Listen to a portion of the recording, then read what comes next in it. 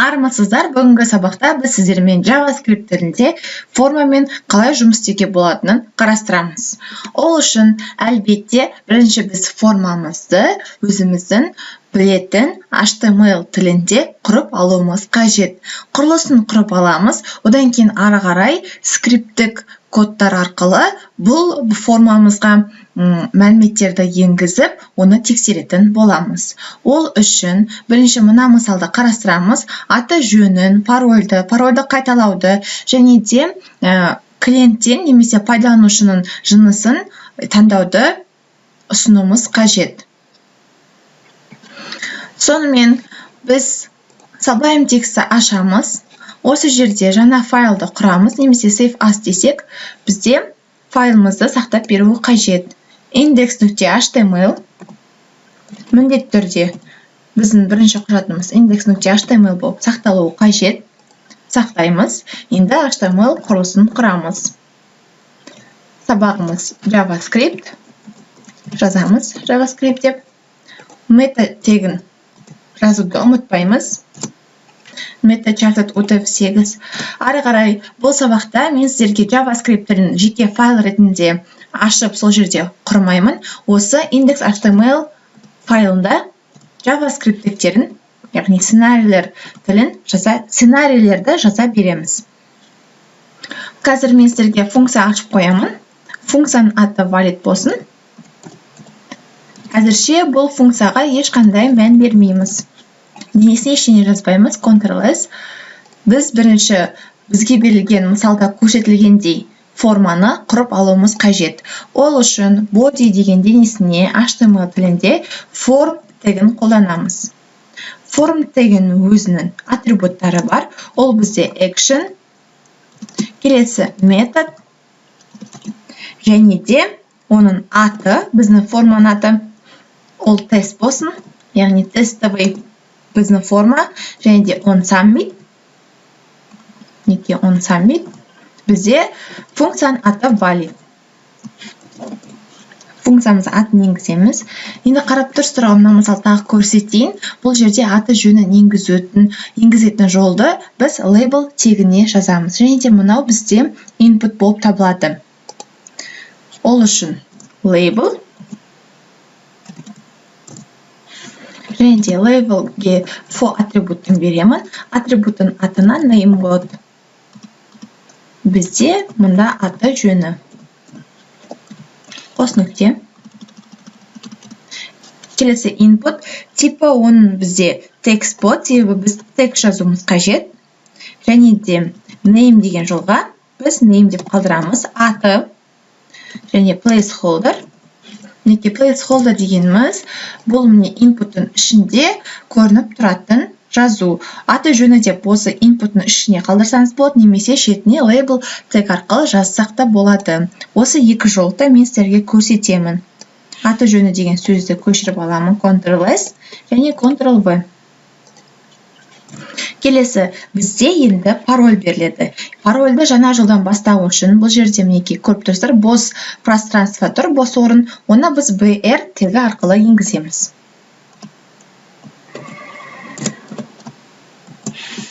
Және де екі рет BR тегін қолданамын.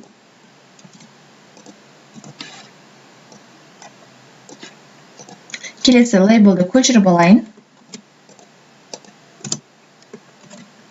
Бұл жерде енді label for password болады, себебі біз енді пароль енгізуіміз қажет. Бұл жерге пароль деп жазамыз. Ағылшын тілінде парольді password деп атайды. Input'ты керек бізге, яғни пароль енгізу жолы. Сіздерге көрініп тұр деген ойдамын. Input text емес, бұл жерде password. Кәнеке көшіп аламын password деген сөзді. Типі password, аты да бізде password. Және де бұл жерде тағы бір нәрсе ұмыттық, біз ID беруіміз қажет. Placeholder'ның жанында ID деп жазамыз. JavaScript тілінде идентификатор арқылы өзіміздің қажетті формамызға, яғни өзімізге қажетті формамызды таба аламыз идентификатор арқылы. Бұл жерде бұның идентификаторының аты name. Ал бұл жерде идентификаторы password. Және де placeholder пароль. Пароль деген сөз шығып тұруы қажет. Ары қарай бер тегі көшіреміз, қоямыз. Ctrl-S, Ctrl-V. Келесі бізде енді парольді қайталау. Ол үшін де мен осыны жолды екі рет көшіріп аламын. Көшіріп алып, бұл жерде енді атауы бізде repassword болу керек. Password дегеніміз пароль, ал парольді қайталау бізде басқа атау беруіміз қажетпіз. Repassword деп жазамыз. Және де мұнда парольді қайталау. Келесі repassword дегенді көшіріп аламыз. Енді әрбір типіне береміз бұны. Атын өзгертеміз. Және де мұнда парольді қайталау деген сөзді енгізуіміз қажет. Мінекей, ID-ді өзгертуіміз қажет. Repassword. Ctrl-S. Енді экранға не шығатынын қарайық. Индексті ашамыз. Не көріп тұрсыздар, аты жөні, пароль, парольді қайталау барлығы бізде дұрыс жолмен енгізіліп жатыр. Енді ары қарай біз жынысын енгіземіз. Бер тегін тағы да көшіріп алуды ұмытпаймыз. Қоямыз. Мысалы, оны жынысы деген сөзді мен спан тегін арасына жазамын. Жынысы.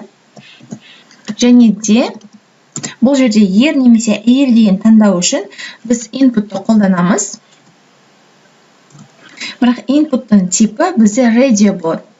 Яғни мынандай дөңгелекшелер арқылы таңдауы қажет. Дөңгелекшені беру үшін біз оның типін radio дейміз, атын static, идентификаторын береміз, ID. Бұл жерде енді ер болғандықтан идентификаторы male, және де value береміз. Бұл value'ге ер деп жазамыз. Келесі label'ды береміз. Label for. Бізде for male болады. Себебі атын біз male деп бердік. Және де ер деген сөзді көшіріп алайық. Көшірдік. Келесі input бізде дәл осылай жынысын өзгертеміз. Әйел деп. Radio, state, бұл жерде енді male емес, female болады. Female дегеніміз бұл әйел деген сөз. Әйел. Ары қарай бұл жерде тағы да өзгертеміз. Ердің орнына әйелді қоямыз. Және де female. Ctrl-S. Обновить етіп көрейік, не шықты? Мінекей жынысы ер және әйел деп шықты. Енді бұны жіберу кнопкасын қоюымыз қажет. Жіберу кнопкасында бірінші берді жазамыз. Мінекей BR тегін қоямыз. Және де input керек бізге. Input'ын типін енді submit дейміз. Submit дегеніміз бұл кнопка. Кнопканың қасиетін қоюымыз қажет. Атына да submit дейміз. Және де value жазамыз. Бұл бізде кнопканың бетінде жіберу деген сөзді көрсетуі қажет. Ctrl-S. Браузерді ашамыз, обновить етіп көрсек, мінекей жіберу деген кнопкамыз бізде енгізілді. Келесі слайдты ашатын болсақ, бұл жерде функцияның қалай басталып, не шығатынын түсіну. Бұл дегеніміз, мінекей біз бірінші форманы құрып алдық. Енді осы формада, мысалы, Гүлдана деп атымызды енгізетін болсақ, подтвердите действие деп тұр. Бұл жерде енді JavaScript сценарийлер, JavaScript тілін қолданамыз. Мінекей аты жөнін енгізді. Бұл аты жөнін дұрыс енгізілгенін бізге alert әдіс арқылы экранға шығарып тұруы қажет. Бұны жасап көрейік енді. Ctrl-S тақтадық. Қайтадан осы JavaScript файлымен жеке құрған жоқпын. Қайталап айтайын. Осы index.html құжатының ішіне скриптегі арқылы JavaScript сценарийлер тілін қолданатын боламын. Body деген жеріне біз функцияның атын бердік. valid деп функцияның атын береміз, form деп. Яғни біз форма құрдық. Енді осы жерде var айнымалын енгіземіз. Name тең болады бізде form нүкте name нүкте value нүктелі үтір. Және де alert әдісі арқылы бізге жазған сөзімізді экранға шығару қажет. Дұрыс жаздық па, дұрыс жазбадық па. Және де осы жерде мына form action method name test дедік, on submit valid дедік. Енді осы форманы тексер деген сөзді енгізуіміз қажет. Бұл бізде this. This деген сөзді енгіздік. Ctrl+S. Енді обновить етіп көрейік браузерді. Мінекей аты жөнін бұл жерде Гүлдана деп енгіземін. Жіберуді басқан кезде мінекей подтвердите действие деп тұр. Бұл жерде бізде тексеріс жүрді. JavaScript тілі арқылы біз тексеріс жүргізіп жатырмыз. Мінекей осы бойда. Осылай. Енді барлығын осылай тексеріп шығамыз. Әр жолды дұрыс енгізді ма біздің пайдаланушы, соны біз JavaScript арқылы тексеріп отыруымыз қажет. Ол үшін келесі, енді мен бірінші сіздер түсіну үшін көрсеттім. Ары қарай бұның барлығын өшіремін де, басынан бастап барлығын тексеремін. Мінекей function valid form дедім. Айнымалын енгіземін. Бізде var деген айнымалының атауы fail болады осы жолы, және де ол жалған болады. False. Және де var name тең form нүкте name нүкте value нүктелі үтір. Егер де біздің атауымыз тең болса, немесе атауымыз тағы да бос орынға тең болса, онда бізге экранға шығару қажет. Сіз аты жөніңізді енгізбей, яғни біздің атауымыз, жаңағы енгізген жолымыз бос орын болып қалса, немесе дұрыс атау енгізбесе, экранға шығару қажет. Сіз аты жөніңізді енгізбедіңіз.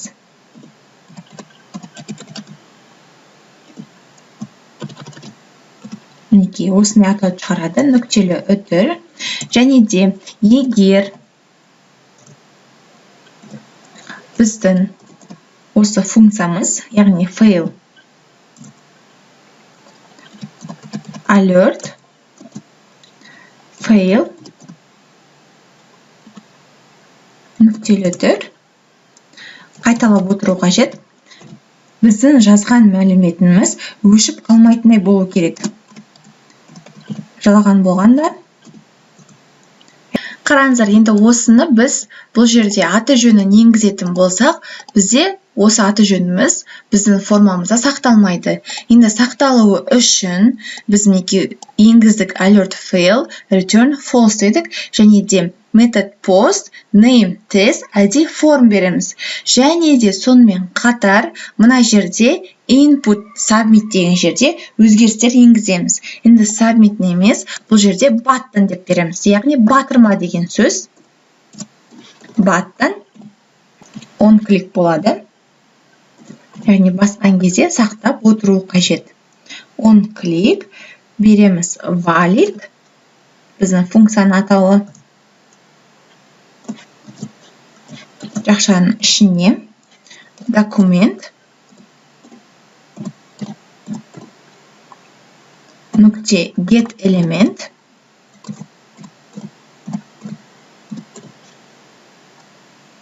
by ID.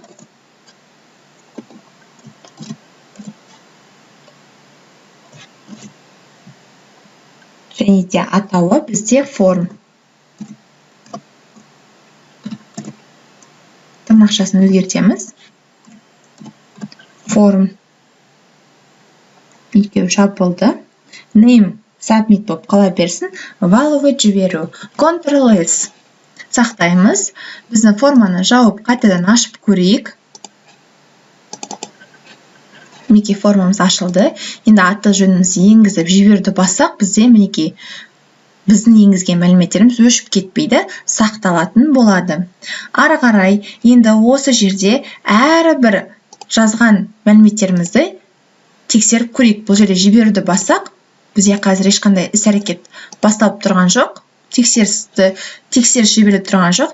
Енді мәліметтерді бірден осы JavaScript тілінде өзгертіп жібереміз. var fail false деп бердік. Ары қарай var name form.name.value және де осыны біз соңында бірақ тексереміз. Қазір барлық біздің форманы тексеретін мәліметтерді енгізейік. Келесі мәлімет бізде ол парольді тексеру. Password дейміз. Password'ы да дәл солай form.password.value нүктелі және де келесі бізде repassword сен form.repassword.value нүктелі және де var state келесі жынысын тексеруіміз қажет. Болды сен form.state.value нүктелі енді тексереміз. Егер де true деген жерге біз өзіміздің атымыз сен бос орынға немесе тағы да бос орын деп енгізейік. Бос орынға деген жерге жазылып кетті. Немесе тағы да 10 болды. Бос орынға. Онда бізге экранға шығарып береді. Осы айнымалымыздың атауы fail. Сіз аты жөніңізді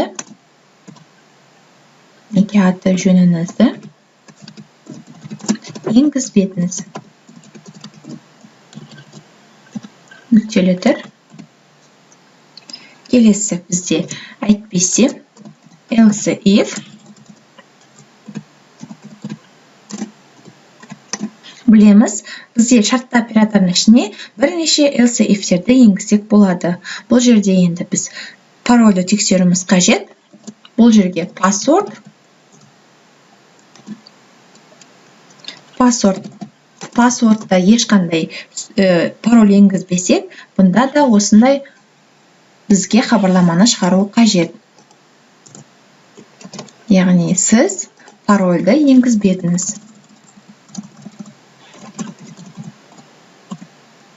Парольді енгізбедіңіз. Ары қарай егер де else if тағы да repasswordты тексеруіміз қажет. Егер де біздің жазған паролімізбен қайталайтын пароліміз бір-бірімен тең болмаса, мінекей, тең емес дейік. Тең емес леп белгісі және тең. Тең емес болса, онда экранға бізге мінекей fail деген форманы атауын көшіреміз, қоямыз.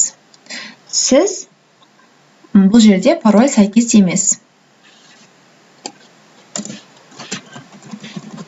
Пароль сәйкес емес. Пароль сәйкес емес деп жаздық. Нүктелі үтір. Енді бізде жынысы қалды. Жынысында else if state, яғни атауын бағана біз state деп бергенбіз. Егер де жазбасам жынысын, онда бұда да хабарлама шығуы қажет. Мұнда қандай хабарлама шығады? Fail. Жынысыңызды таңдаңыз дейміз. Егер де таңдамаған жағдайда осындай хабарламаларды шығарып отырады. Жынысыңызды таңдаңыз. Мінекей Ctrl-S сақтап отырайық осы жерден. Және де ең соңғысы бізде жай ғана if-ті енгіземіз. Осы жерде біздің формамыздың аты және де экранға шығарады alert біздің формамызды. Нүктелі үтір. Мына жерде бізде артық біреуі Ctrl+S. Етіп көреміз. Тағы да басамыз. Аты жөнін енгізбей тұрып, жіберу батырмасын басайық. Мінекей, сіз аты жөніңізді енгізбедіңіз деді. Окей батырмасын басамыз да, аты жөнін енгіземіз. Қайтадан жіберуді басқан кезде, сіз парольді енгізбедіңіз деп тұр. Енді пароль енгізуіміз қажет. Мінекей, өстіп енгіземіз. Жіберуді басқан кезде пароль сәйкес емес. Тағы да басамыз. Жіберуді басқан кезде жынысыңызды таңдаңыз. Окей. Бұл жерде мінекей әйел деген сияқты, одан кейін жіберу. Жіберу батырмасын енді басқанда ешқай жерге апарып тұрған жоқ. Енді бір жерге направление жасау үшін мінекей қазір сіздерде бұның барлығы базада анықта сақталу үшін сіздер PHP тілін қолдануыңыз қажет. JavaScript-те бұл сақталынбайды. Сіздерге мәліметтер өңделеді және жіберіледі тек қана. Ал сақталу бұл базада анықта сақталу қажет. Енді сіздерде қазір жіберді басқан кезде бір қандай іс-әрекет болатынын көрсетейін. Ол үшін осы жерге alert fail деп жаздық. Енді осын әйтпесе дейік. Әйтпесе бізде window нүкте location